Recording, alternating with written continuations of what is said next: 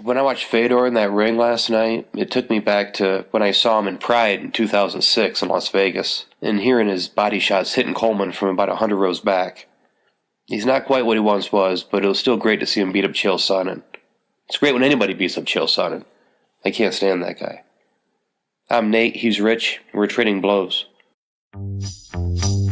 That's the start of the downfall of Chael P. Sonnen. Fedor opens up on him, hits him with a lot of shots. Chael said every one of those shots hurt.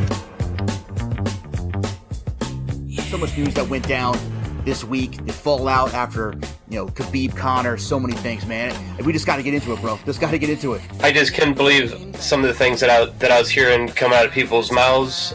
Some of the things that Khabib was saying. I don't really understand what they're thinking right now. So Nevada State Athletic Commission right now has both gentlemen on a temporary suspension until the 24th. So they're both being suspended right now. And right now Khabib is having his entire $2 million purse held. He's not getting paid right now. Yeah, this suspension is just something temporary. The real story is going to be what the investigation finds and the penalties that come out of that. As far as his purse goes, Dana was saying the Nevada State Athletic Commission is talking about holding the full $2 million purse, whereas Dana suggested $250,000. It's probably going to be north of $250,000. I mean, you're probably looking at $500,000 to $1 million, maybe the full $2 million. I agree with Dana. I mean, there definitely should be suspension here. 6 months, 8 months. Definitely see that. And, to be honest with you, I mean, with medical suspensions how they are, he wouldn't be fighting next month anyway. Well, that's another thing is they're talking about suspending him 6 months, 8 months. He's not going to fight for a year anyway. So anything less than a year, it's like these pitchers who get suspended for 4 games for throwing at somebody's head. They're only missing games that they're going to miss anyway. Anything a year or less is really just nothing. It's a matter of the cash. Khabib obviously sees kind of a double standard how Conor was treated with the Dolly situation and how that was handled, which, fair or not, he went through litigation. He went through the court proceedings. He paid his due, per se. Was it enough due?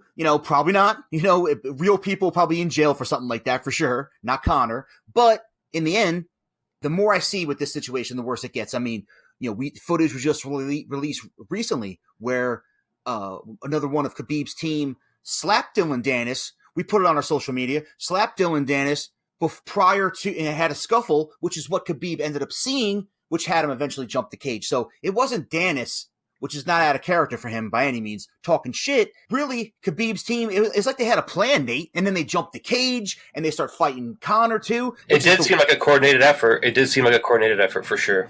It seemed like they had a plan, man, for sure. You know what I mean? Like, here's the payback plan, It's just in front of the largest audience UFC's ever had during their biggest event. So you can't have the inmates run the asylum, bro. I mean, they got to come down. They got to come down hard on the kid, and they do. Well, yeah, and you also have Khabib saying that if they fire his corner man, then they're going to lose him too. Like he's trying to extort from them that way. And it just keeps getting worse. Khabib just needs to stop talking. He needs to say sorry, and he needs to move on. Because here's the problem.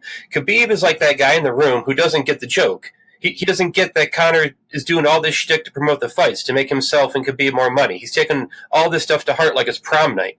He's that guy in the locker room who is always getting pissed off at everybody over the little pranks that people play on each other. He's that guy. He's taking everything like this to heart. And sometimes Conor crosses a line, and maybe he did here too, but you don't like it, okay, then beat him up and neck crank him like you did. It's over then. You humiliated him. You're the champ. He gets up, and Conor took it like a man, and Conor's taken it before like a man. He took it like a man from Mayweather, from Diaz, and you can say what you want about Conor, but after the fight, he took it like a man. But 100%. What did Khabib do? Khabib spit on him. He spit on him, and he jumped over the cage. He couldn't have played it any worse. He couldn't have done it anything dumber than what he did. The quintessential highlight should have been Khabib on top of him, heavy pressure, beating the shit out of him, saying, talking now? Talk now. Are we done talking now? That should have been the highlight. And I'm okay with that. I am fine. I'm fine with Khabib doing that. That's it. Now it's over. Right. Now it's done.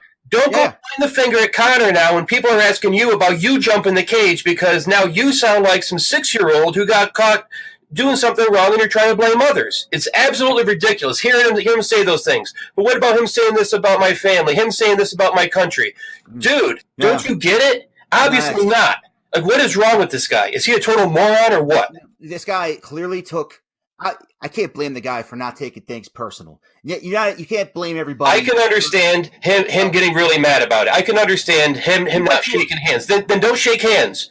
Then say, I beat you up, you're a punk, that's that, it's over, get out of my life, you're behind me now, I'm the future, you're the past, whatever. Okay, but not this. Not everybody's going to understand or care that it's all business in a promo. I understand that. I mean, everyone's different, but what this should have been, you know what I mean? It's a situation where UFC is a popular sport, man. It's not just guys like us watching it. Everybody watches it.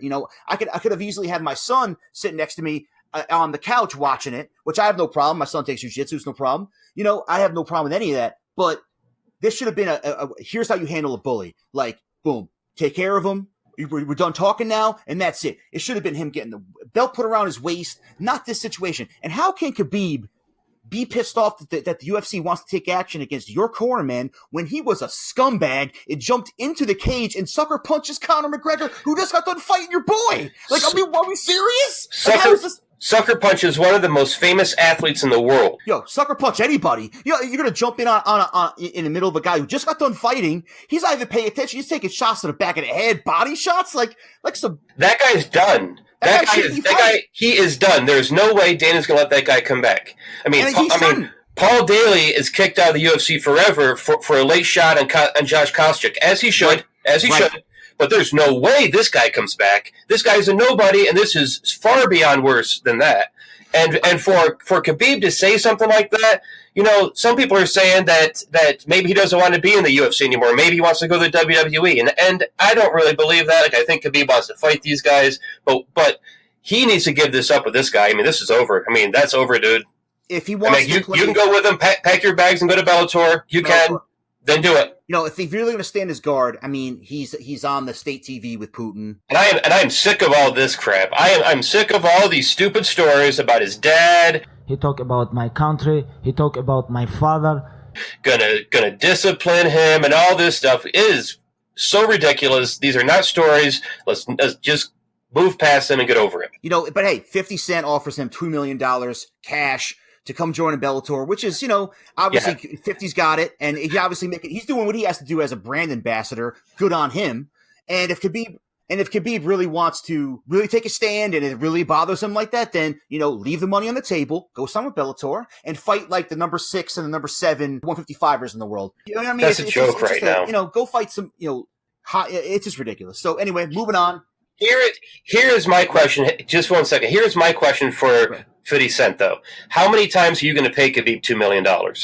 Because he can go and fight 5 or 6 more times for a lot of money. I don't know how much, but is he going to get paid $2 million per fight from here on out? I doubt it. I doubt it. If Bellator really wanted to come in, they got the money, they got the clout, they could totally pay him what he wants to get paid. And plus, he would actually probably make more money in a way because of sponsorships that you're not allowed to have with UFC.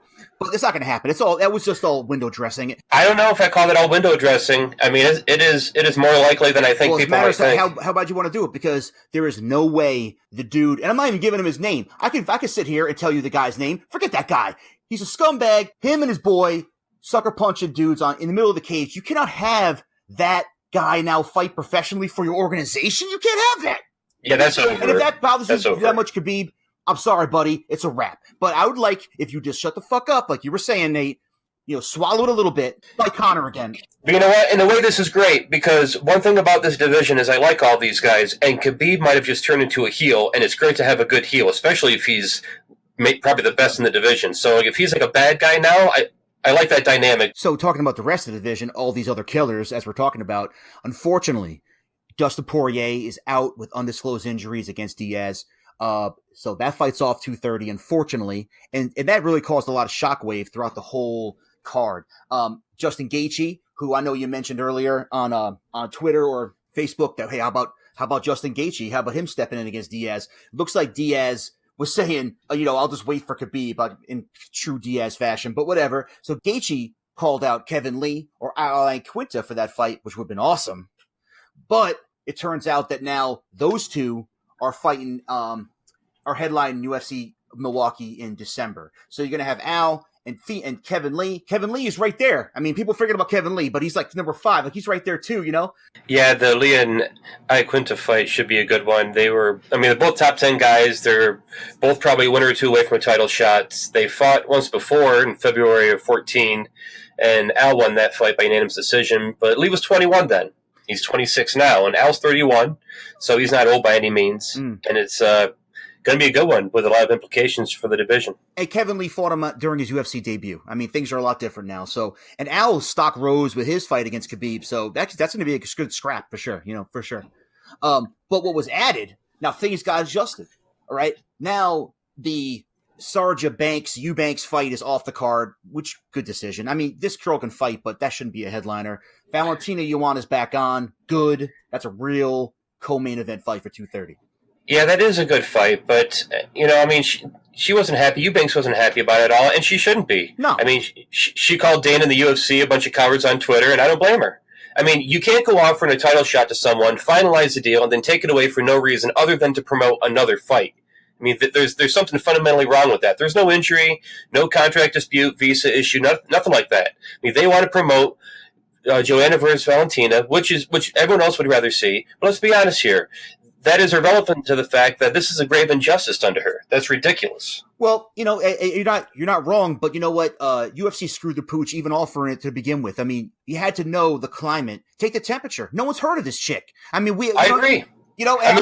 They should have done it to begin with, but once you do it, you need to stand by. You can't go taking it away from it. I mean, could you imagine you're working your whole life and you have the title shot, then all of a sudden, oh wait, you're not big enough of a name? Like, it's already a done deal. It's already a done fight. We should be fighting. Like it's over. Like, let's do it. She can fight the winner. So what? So make quick work of me because I'm a nobody.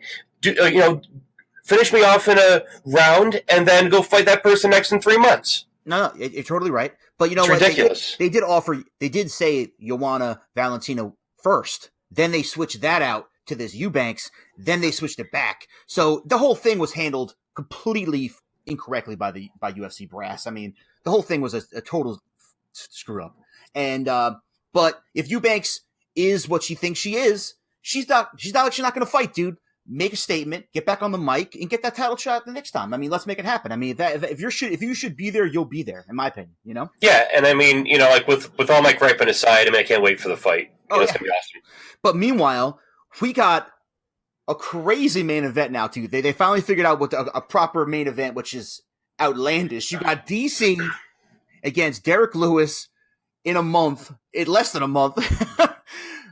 Oh my! I mean, like, Lewis was on the mic last week saying, "I don't want to fight DC. I got to get back in my ass in the gym, get some wrestling done." Da da da. It's pretty poetic with what Lewis said, and then having the fight get scheduled like that. It really feels like they're reaching here to make a fight happen for Cormier. Like, they want to solidify him as the champion, giving him a title defense, setting up the next big fight. Like, I really think they're trying to look ahead here, trying to get this one done early, have him look ahead to Jones or Lesnar or whoever. Well, they're looking at or Miocic. I mean, like, Miocic is calling him out, saying you're ducking me. I mean, like, he was saying that just the other day on Twitter. Well, that's exactly it. So this is what I mean about this whole situation. They're looking for Brock, and they're pretty much saying if Brock can't there's no timetable. It's going to be early next year, but there's no real solidified fight yet because Brock hasn't completed his logistics to get himself back in the ring. And there's a chance he might not. I mean, the dude's a super juice head, out of his mind juice. So, of course, he may not even make it to the fight. So the backup would be Miocic. The backup would be DC Bones 3 at a heavyweight situation. But those fights are not solidified next year. But he takes a fight now.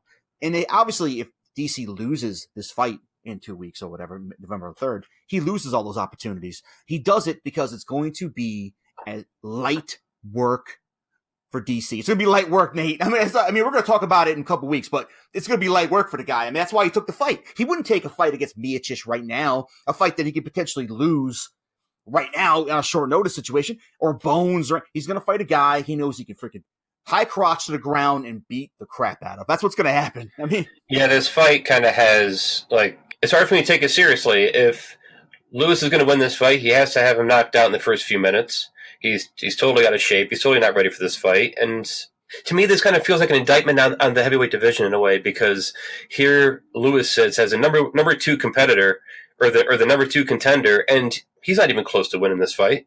So who else is in the division? Ngannou, Overeem. It's about as shallow as a kiddie pool these days. So it's pretty disappointing, to be honest with you. Well, Derek Lewis, he has every right to fight for the title, but he even said himself he wasn't ready. He wasn't ready. He wasn't ready. He does, but he's not a chance. Now. I mean, he's not ready now. I mean, and it's he deserves a shot, but he's not very good, right? And he doesn't really have much of a chance except for having a lucky punch, which hell of a punch, though. Hell of a punch. He does, but the division needs more than that. And I mean, what are you going to say if the guys aren't there? They aren't there. But seeing where it's been and seeing where it is pretty disappointing. They had to make it. They had to make a move for a main event this entire time. I think they were really targeting Tyron Colby, but that got messed up initially. They're not going to admit that publicly, but I think that's what they were really targeting at first.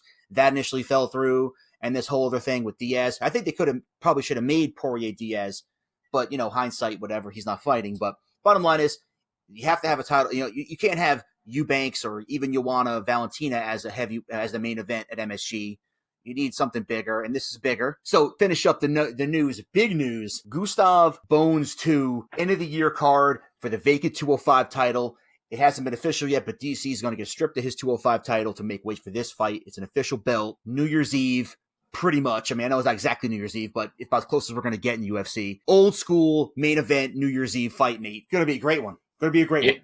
Yeah, it's going to be a great one. A lot of people thought Gustav won their first fight. The judges thought differently, obviously. And there's concern that time away is going to impact Jones, and I think it will a little bit. I'm a little surprised that they scheduled this fight. I thought they'd give Bones a can to start off with, kind of like what they're giving DC right now, it seems. But he's getting Gustav, and to be honest with you, I think Bones is going to handle Gustav pretty convincingly here. I mean, I know we're a little pretty far out. I just don't see anything changing my mind between that now and then.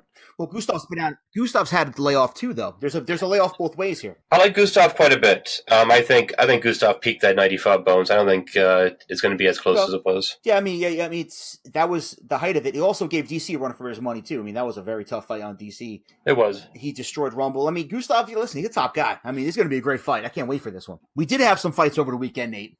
It was great. Bellator, it was great. I loved it. The 2 nights, and props to. First of all, props to Bellator. They had the Fedor Sonnen match last night on actual real TV. Thank God, not days in his own crap. We did predict co-mains and mains of last week. It's nice to have fights all weekend. Where do you want to start? I think we should start with the co-mains, Nate. That sounds great. Let me just say that I love Bellator doing the back-to-back nights. I thought it was great. I thought it was awesome, too. I mean, let's start with probably the most hellacious knockout of the weekend. Which was Karatanov in a return of form. Destroying Roy Nelson, Nate. Destroying Big Country. They showed each other a lot of respect at first, but they both wanted to have that. They both had that sense of urgency. When Karatanov hit Nelson with that knee on the mat, I thought it was going to be an issue. Did you see Nelson flop on his back like that? Yeah, he looked like he got hit in the head with a nuclear warhead.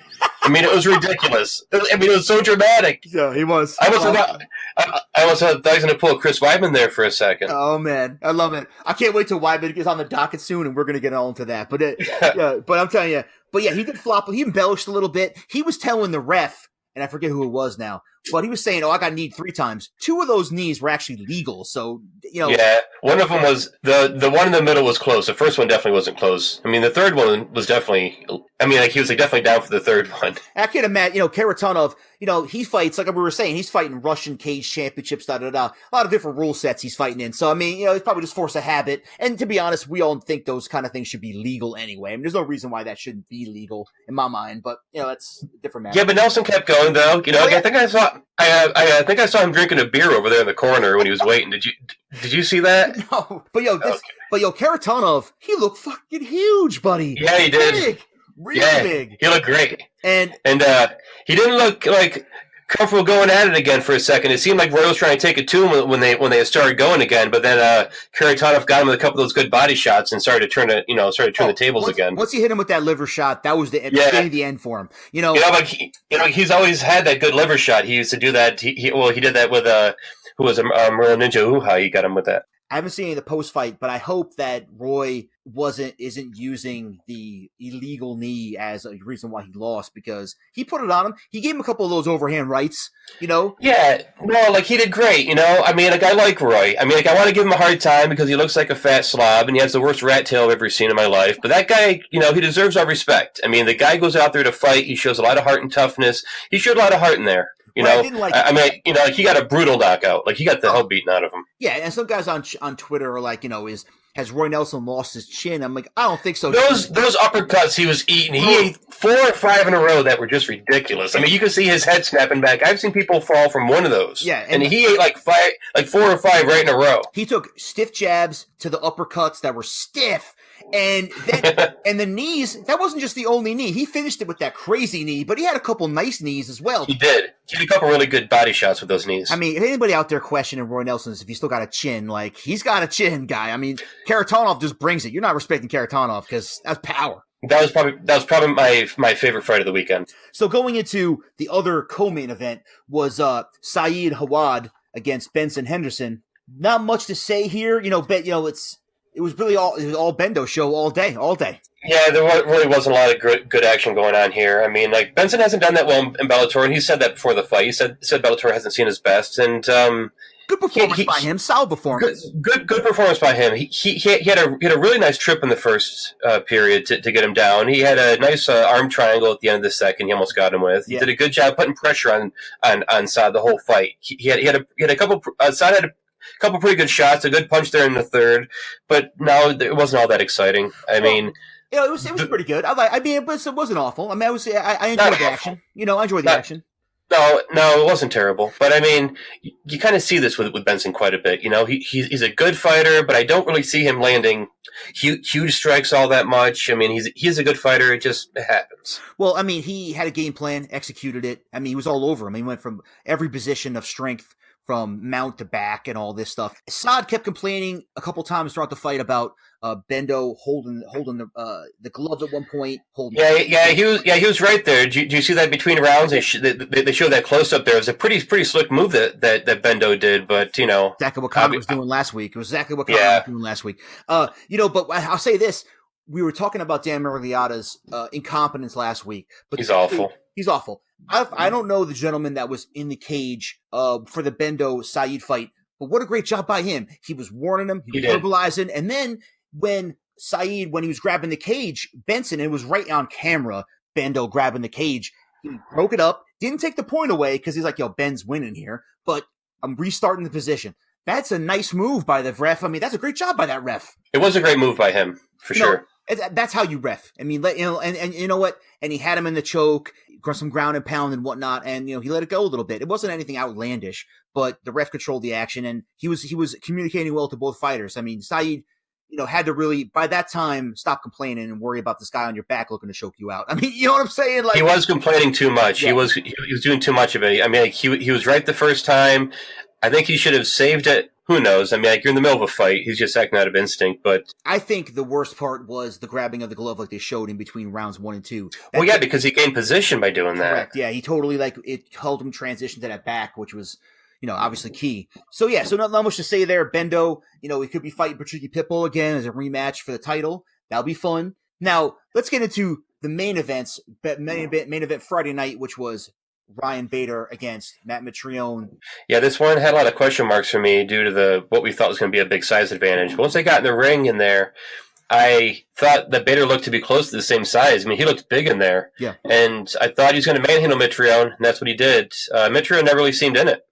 He seemed dominated. Oh, dude, he didn't have the wrestling. I really, he's been in the cage with big time wrestlers before, and he's done well. He's shown better defense. It feels like anytime Bader wanted to go for the takedown, he got it. Yeah, and Bader is hitting him with some punishing body shots during those rounds. Right, and you know what it is about Bader? Arguably the worst, most boring fighter on the history of the planet. This guy, effective clearly, but this is the effective wrestling that is the most boring way to win a fight. I mean, this is what Bader does. This is what it is. This is like Hammer House style fighting. I think Hammer House is way better than this crap. I mean, it is. when you're seeing a guy like Khabib with his ground and pound, or even like I go back to Frankie Edgar, those type of guys with high volume, always looking to improve positions, real big power with shots. I mean, you don't have to like throw 15,000 blows, but you know what? When you throw something and everyone in the ring goes, ooh, like the head's bouncing off the mat, the punt, hearing the hits against the body, you're really hearing big time blows. For sure. I mean, like that's what Fedor did. Right. Yeah, I mean that's like Fedor's ground and pound. What about Bellator? Having your 205-pound champion go up and completely humiliate your heavyweights. I mean, this is what's happening now. So now you're going to have a 205er going for a champ status against Fedor in the final. It's just bad. It's just, I think, a bad practice out of them. But I'll say this. What about that? The only time that really happened was the second round where he had him in that Kimura lock. I think he broke Mitch Reynolds' clavicle or something, dude. Did you see his shoulder pop out?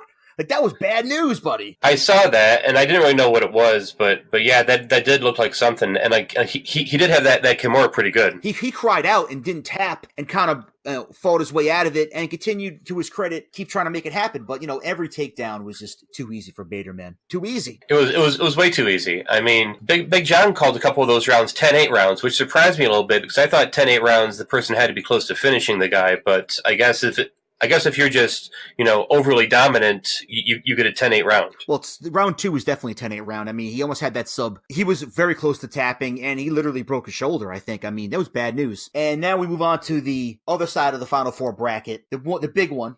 USA versus Russia. You got USA chants in the crowd at the Mohegan Sun. Let me just say right now, seeing Sonnen dressed up as Apollo Creed from Rocky IV made me want to puke. Ridiculous. Someone had a point. Someone on Twitter, I was reading, said something like, "You got to give Sonnen props for being such a great shit talker because he has made it work with so many guys that either can't talk or won't talk. Anderson Silva, Fedor, these guys don't talk at all. Very stoic, and he's trying to do something. To me, it comes off like a complete corn on the cob. It's the worst ever. But whatever. It is what it is. People like that shtick. We went, Fedor did what he had to do, my man, and I couldn't be happier. I'll be honest with you, no bias. I'm biased as hell. Thank God Fedor beat the crap out of this guy. What can I say? Well, Fedor had the right game plan going in there. I mean, he came out throwing the dukes right away. He made Sonnen feel that power, and Sonnen never really got settled for a while. No. He scrambled for a takedown, and they had a couple of really crazy rolls there at first, and Fedor was able to basically do what he wanted there in that first half of the round. It was all Fedor. The first punch Sonnen got hit with, he fell right to the ground. He felt the power within the first 10 seconds, and he wanted none of it. Like, that was it. Like, you know what I mean? Fight was over then. Sonnen was crafty though, and give him credit because he got that good takedown later in the round, and he looked to have some control there for a minute. But just from watching Fedor, for so long, that he's going to do nothing and then explode, and that's exactly what he did. And then he got up, and it was just curtains. Sonnen had his back at one point, and then he tried to jump to a kind of a hook. I don't know why he was trying to do that. And then he just gave the position up. You had Fedor's back in a position that he was finished in before. That's exactly pretty much how Henderson beat him in a similar with the peekaboo punches from that position. You had to have seen that. I mean, why would you jump from there and kind of give up the position at that point? I mean, later he got reversed from Mount, and that's, this Fedor showing some superiority there and kind of just doing a reversal from Alpha Mount. But that one, he just gave the position up. I mean, I don't understand it. Yeah, and Sonnen seemed, I don't know if he was scrambling for something or why he was going for that. I don't know if it was a rear naked choke, if he was trying to roll him over, or what he was doing, but he seemed to totally fall on his face. And then Fedor was almost surprised that he did that, and then Fedor just turned the tables. So internet trolls are going to be internet trolls, as you know. Between the weird jumping technique of kind of giving a position to the fact of the finish, which I think was totally fine, the finish, in my mind. He wasn't moving and he was taking blows. I mean, yes, he was blocking a lot of it, but when you're not moving, that's a finish. Between that and the jump, people were saying the fight was fixed, and Bellator is fixing the fight, so Fedor wins. Yeah, sure, I've heard that. And what do you think about that? Yeah, those people have no idea what they're talking about. There was this one guy I saw, and there's talking about how he's a professional gambler. He's a professional fight picker. He knows his stuff. The guy doesn't know what he's talking about. I mean, I've seen his tweets. I've seen his posts on Facebook. I don't want to go after him, but the guy doesn't have a clue. So these people saying these things are just trying to draw attention to their own causes. And when you say outrageous, stupid things, it's like Alex Jones stuff. It's like stuff that you see on like Fox News, and people say outrageous things sometimes. Skip Bayless. I mean, yeah, Skip Bayless stuff, exactly. That's what this is. That's what that guy's doing. If you think, I mean, what, you think he was looking for the door right away? I mean, Sonnen's got more pride than that. I don't like the guy, but he's still trying to make it happen, and he's got more heart than that. You mean to tell me that someone's going to pay him an amount of money that is more important to him than beating Fedor Emelianenko? Yeah, exactly, dude. Exactly. You tell me how much money that is. Yeah. How much money does it take to pay someone who can beat Fedor to give up a fight to him, to take punches in the face from him, and to go for a title? This would be his long-awaited title shot. He's never had a title. Did you hear when they were introducing him? Yeah. They're saying has fought for many title challenges. Like, that's what they said. Like, not former champion this, that is like Fedor, former this and this, you know? But that's what they said about Sonnen. He has fought many title challenges.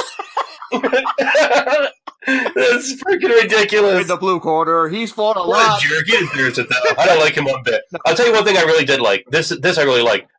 There is a great little video of them talking after the fight where Sonnen is talking to Fedor, and there's like some of Fedor's maybe family, but it's a couple of trainers of his are there. Yep. And Sonnen's being really cool with them, saying, you know, why'd you hit me so hard, kind of stuff. So it was really cool. Check it out on YouTube if you can. I did see it like posted somewhere. I have to watch it. It was like Fedor with the class move, Sonnen with the class move. I mean, listen, Sonnen's trying to sell the fight too. I mean, it's not my cup of tea, but he's not the type. I'll tell you what he is though, and I'll crap on his mic style. Like you were saying, it's not that he's not the guy that's going to take money to drop. I mean, you serious? I mean, what kind of no way. So you leave that. And if you think that he was trying to take a dive on those first couple punches, you're not respecting Fedor Emelianenko. You never watched a fight with him. They don't know what they're talking about. That dude's got power. That's a 2x4 coming at your head. Like, I mean, are you serious? Fedor, let's just say it right now. Fedor has the heaviest hands in the history of the sport. Yeah. Prime Fedor is blowing guys into like the Milky Way. I mean, that's all there is to it. Well, but also think about it, because they say that power is the last thing that leaves you. So he has a lot of that power still. Definitely. He just doesn't quite have the accuracy and the quickness. But when he's landing those shots, and that's exactly what he did, and that's the same thing that he gave to Mir, because Mir came bum rushing him too. Yep. And Fedor showed him the power.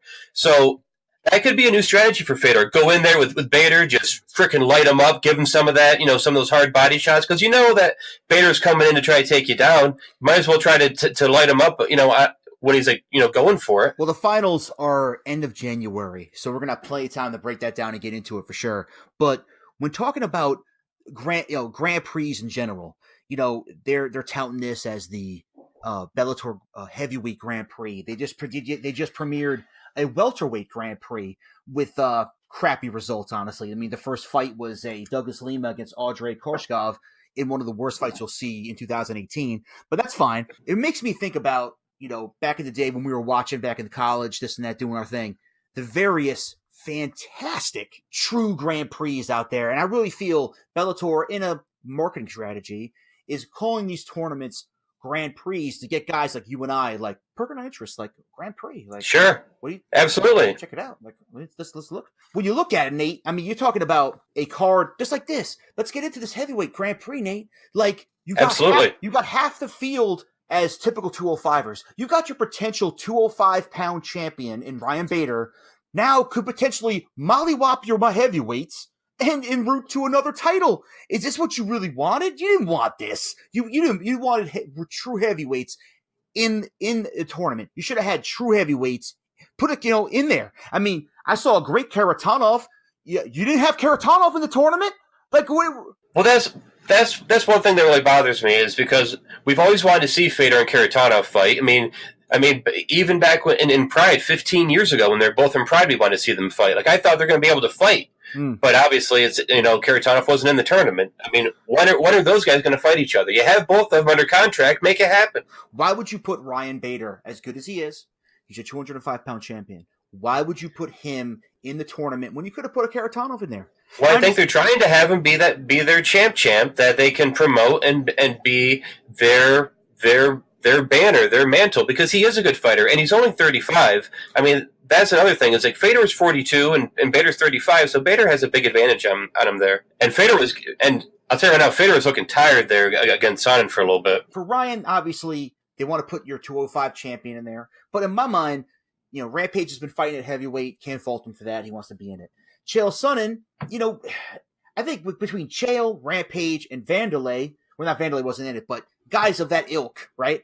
They really, they're out of their prime, really. They really shouldn't, they wouldn't even be fighting at heavyweight. Like, for Rampage's case and Chael Sonnen's case, they wouldn't be fighting at heavyweight if they were in their prime or even a little bit out of their primes. They would be fighting at 205, 185 like they've been doing. Them fighting at heavyweight. Chael's the only reason why Chael was in it because he mollywopped Rampage. He wasn't ready. You know what I mean?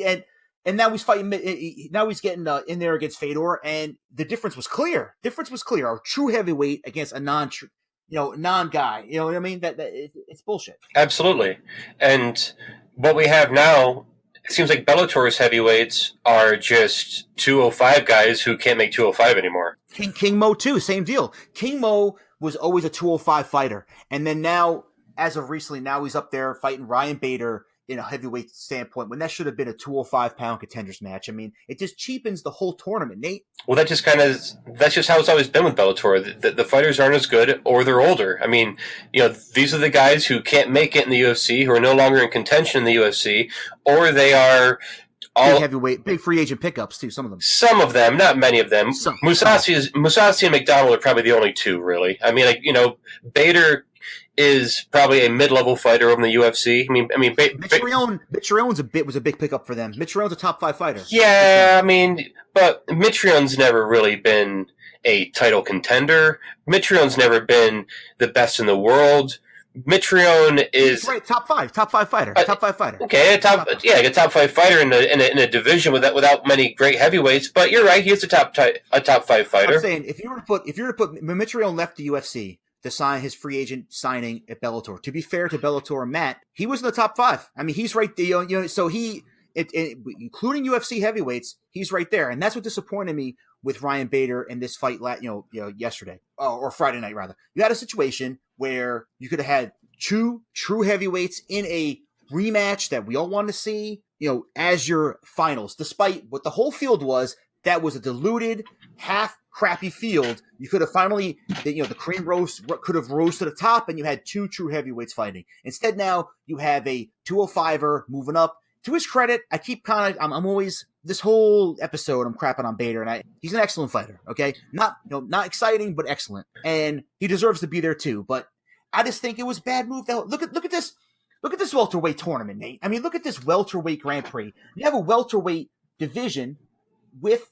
If you look at a UFC situation, you would have had a Tyron Woodley, a Colby, a Till, a Dos Anjos, a lot of great guys. Instead, the Bellator welterweight quote-unquote Grand Prix includes this Lima, Koreshkov, Paul Daly, and Michael Page, which is actually 2 legit guys I want to see fight. Great. Right. Name and Grace. Exactly. Right. So I look at this list of guys, and it makes me think of that. I never heard of half of these guys, and the ones I do know are way past their prime. Most of these guys never had a prime. This guy here is dead. Cross him off then. Well, it's like Paul Daly and Michael Page, they should be in this tournament. That's great. Michael Page really is, one of the faces of Bellator. Clearly he's going to be there. Ed Ruth, Neiman Gracie, hey, you and I know, but Neiman Gracie's going off the Gracie name. That's why he's there. What has he really done? Rory McDonald, John Fitch, that's going to be a good fight. That's going to be a great fight. But here's the thing. I hope Rory could even make it to the bell because he got his ass kicked a couple weeks ago. Like, you know what I mean? What's the deal with him? When's he going to fight? Like, here's the situation. It's not as bad here in terms of who should be in welterweight versus not. But all I know is over in UFC, their welterweight, if you combined it, would have been a fantastic one. This doesn't deserve to be a Grand Prix tournament. This doesn't deserve it. Well, part of me feels that it doesn't deserve it for sure because, one, to me, a true Grand Prix, you're having multiple fights in the same night like they had in Pride. I mean, that's what it's all about because now you have all sorts of dynamics. Did this person spend too much energy in this fight before the second fight or whatever else?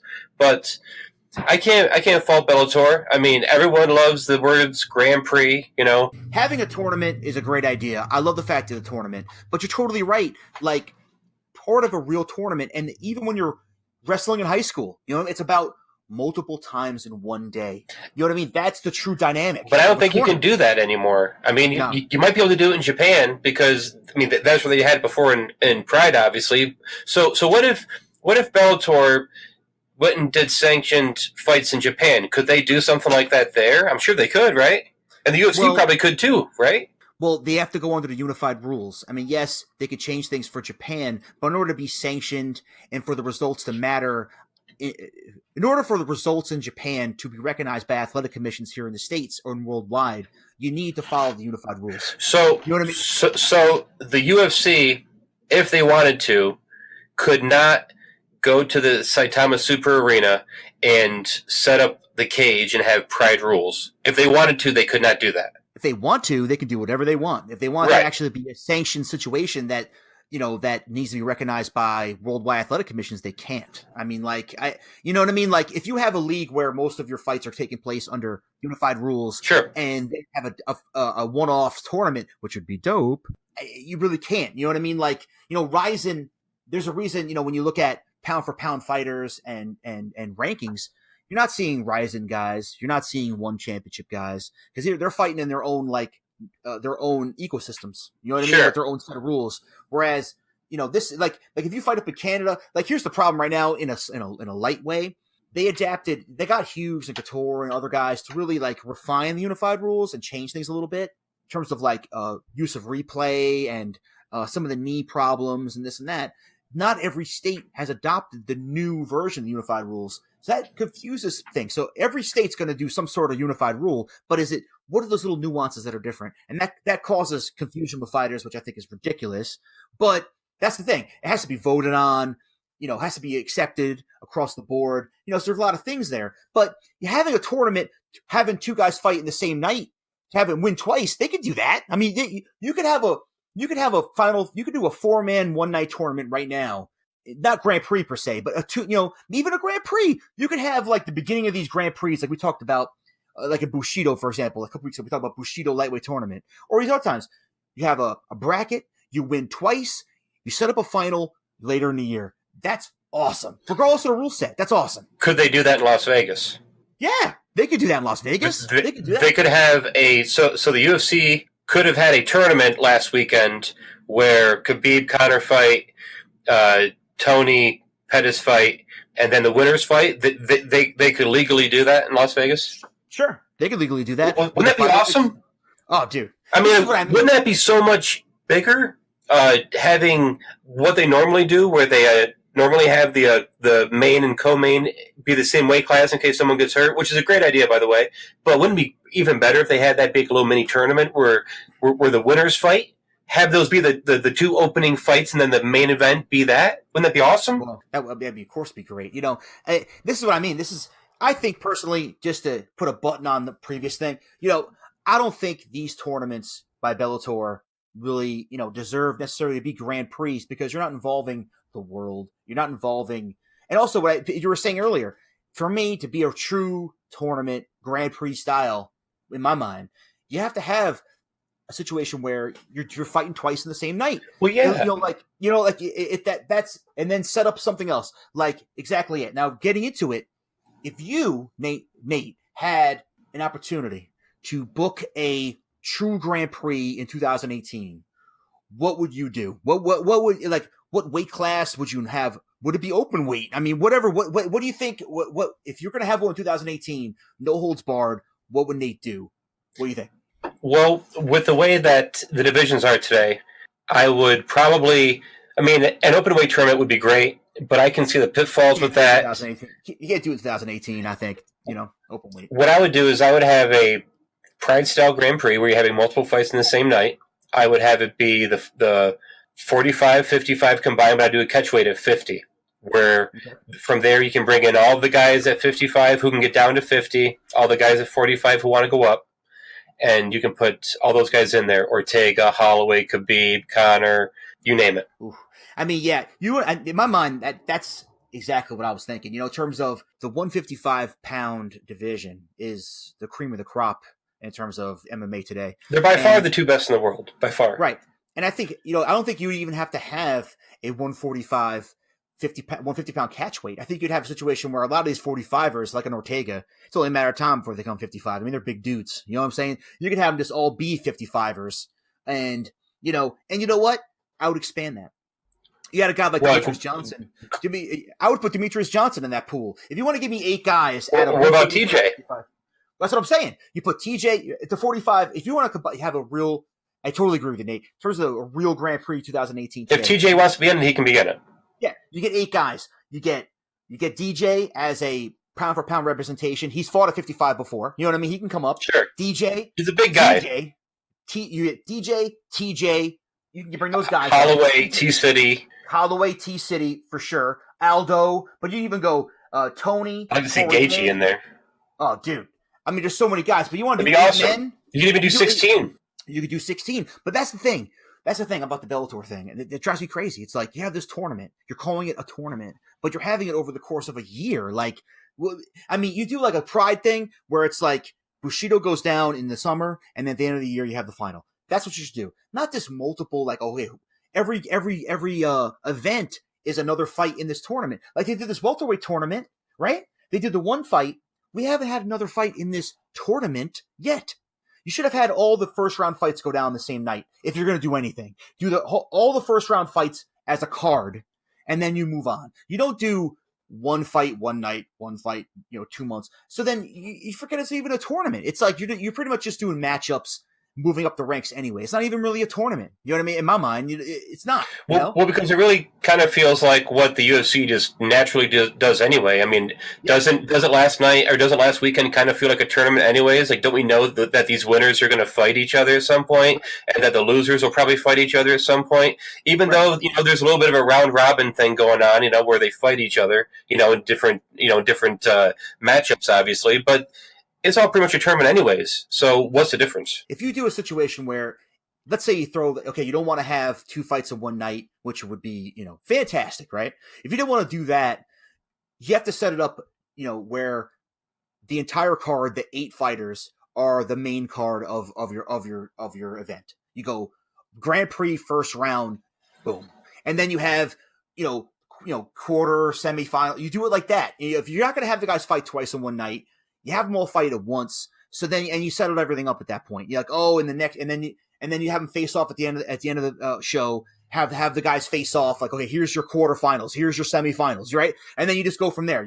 Like do it like that, I guess. And if you're gonna do that, dude, if they could have a 155, if you do like a lightweight Grand Prix in the UFC where, like you're saying, you get TJ and DJ to move up, you get Ortega, T-City, and then you get the top 4 guys in the lightweight, Connor, Tony, Poirier, Kevin Lee. You get these guys involved.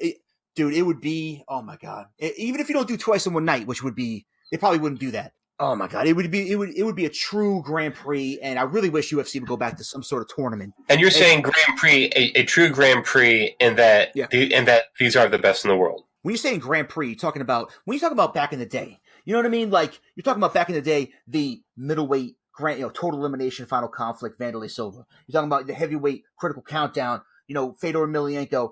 These guys, they were champions. Some of these guys coming in were champions in other divisions, other places. Like the lightweight tournament we talked about, you had the Shuto champion, the Pride champion, the hook and shoot champion. You also had Chuck Liddell coming over to represent the UFC. Chuck Liddell coming over to represent UFC. Like, that is what I'm talking about. A grand. What's in the name? Grand. It has to be a grand spectacle. Not half the guys you don't know who the hell they are. And if you only hardcore fans have to look them up on a Wikipedia to know what they've done, why are they here? I understand they don't have all the fighters in their banner. I get it. But it's a tournament then. It's a tournament to decide the champion. It's a year-long quote-unquote tournament. It's not a Grand Prix. A real Grand Prix are these Pride style situations, these K1 Grand Prix with, K1 did a good job with those Grand Prix, with those Grand Prix too. The K1s were really good too. I mean, it's kickboxing, it's not MMA, but yes, fantastic. Even Glory Kickboxing, which is something that Kickboxing was really good too. Well, even like the old school UFCs, like UFC 1 and 2, like they were just cranking out the fights. These people were fighting multiple times a night. Yeah, you know what it is? I go back and it's the movie Warrior with Tom Hardy. I think it's the best MMA. Tom Hardy's awesome, isn't he? Awesome, and he's great in that movie. The movie Lock. You should watch that if you haven't seen that. The movie Lock.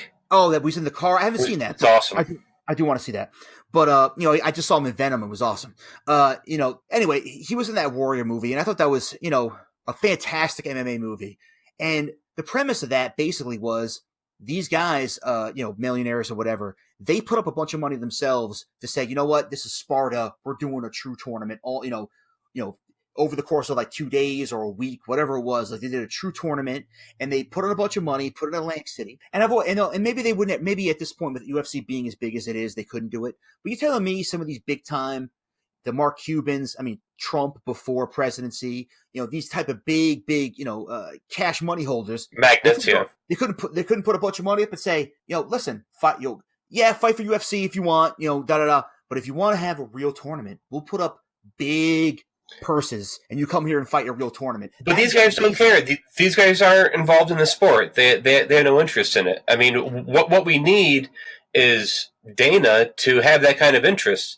But I don't really know what their motives are. But I think obviously want to put together the biggest fights they can, make the most money they can, like any business. But I think this would generate more money than most. I think this would generate that business. I think it would satisfy their objectives and ours as fans. I think UFC was built on the concept of tournaments. The best there is rises to the top and wins.